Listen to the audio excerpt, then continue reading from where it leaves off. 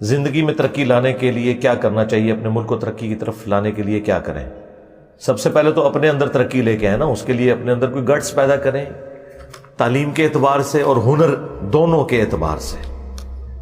باقی میرا جو ایک پولیٹیکل انٹرویو ہوا تھا اس کے اینڈ پہ بھی میں نے 5 منٹ کی گفتگو کی تھی کہ جو لوگ اپنے ماں باپ کے کاروبار میں اٹیچ ہو سکتے ہیں، جو آلریڈی کوئی کاروبار کر رہے ہیں ان کے ساتھ اٹیچ ہوں،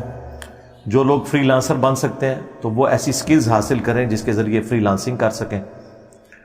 اب یہ ضروری نہیں ہے کہ ایک بندہ یہ کہے کہ میں نے اتنی تعلیم حاصل کی ہے تو اس کے بعد میں دکان پہ کیوں بیٹھوں۔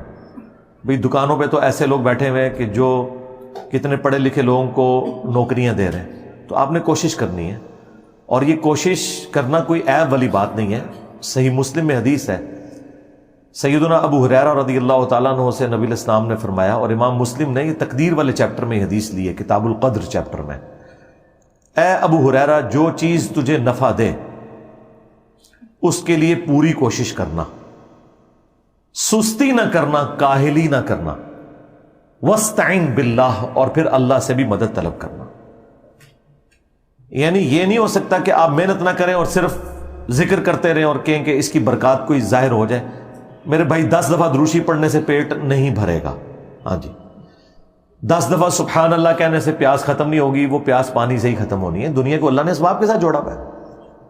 پھر نبی اسلام نے فرمایا اس کے باوجود اگر رزلٹ تیرے خلاف آ جائے تو پھر یہ کہنا کہ جو اللہ کی مرضی، یعنی اپنی طرف سے پوری محنت کرنی ہے، اللہ سے مدد طلب کرنی ہے، سستی اور کائلی نہیں کرنی، یعنی خالی پیپر دے کے دروشی پڑھ کے پھونک مار کے نہیں آ جانا، انشاءاللہ ضرور فیل ہو جاؤ گے۔